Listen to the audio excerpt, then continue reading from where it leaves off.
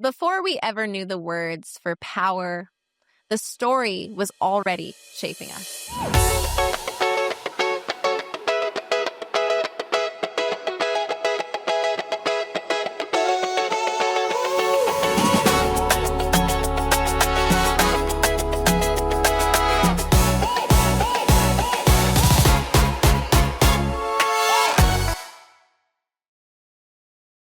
Welcome back to the Revolution Resolution.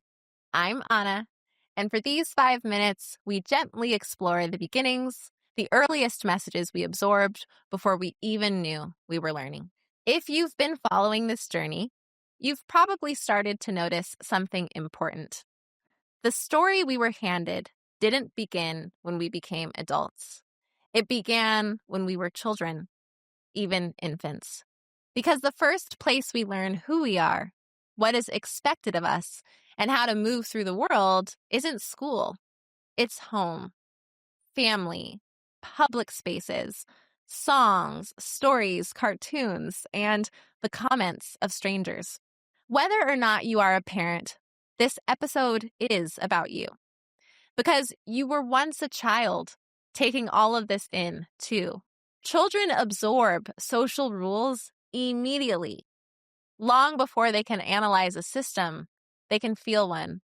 By age 2 or 3, many children already understand that the world sorts people into boy or girl, into who gets softness and who gets toughness, into who is protected and who is expected to protect, into who is allowed freedom and who is expected to serve. These messages don't come from nowhere. They come from adults repeating what their generation internalized. Sometimes it's subtle. A doctor asking your child if they're a boy or a girl. A stranger assuming someone's gender based on hair. A family member saying, "Big boys don't cry." A nursery rhyme where the mother shushes and the father comforts. A kid's movie where power and authority are always male and hierarchy is presented as natural. And sometimes it's more explicit. Expectations that boys should be tough and girls should be sweet. Coaches and teachers treating children differently based on who they assume they'll grow up to be. Comments about strength, beauty, anger, or talent that reinforce old categories. It happens everywhere, at home, at daycare, in waiting rooms, at the playground, in the grocery store line. And it's not just about gender. Children quickly learn whose bodies are treated gently and whose are treated roughly, whose feelings are acknowledged and whose are dismissed, who is supervised closely and who is given more freedom, who is seen as cute and who is trouble, who is praised for intelligence and who is praised for compliance. These early cues shape identity long before a child has words to describe what they're experiencing. Why does this matter? Because these early messages become the foundation for everything we are unlearning now. Before we learned to question hierarchy, we learned to accept it. Before we learned to distrust ourselves, we learned to distrust our instincts. Before we learned to shrink, we learned what the world rewards and what it punishes.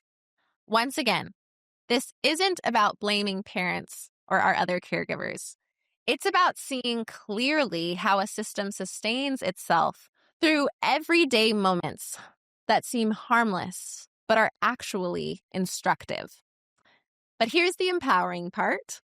When you understand how early these lessons form, you can finally stop blaming yourself for having internalized them.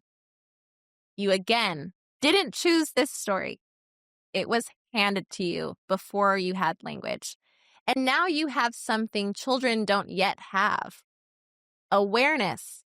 And awareness is the beginning of liberation for you, for the children in your life, and for the world we are building together.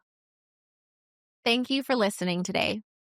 If this episode helped you look back at your childhood or the children around you with clearer eyes and more compassion, please share it, subscribe, and ask others to join you on this journey. I'll be back soon with your next step.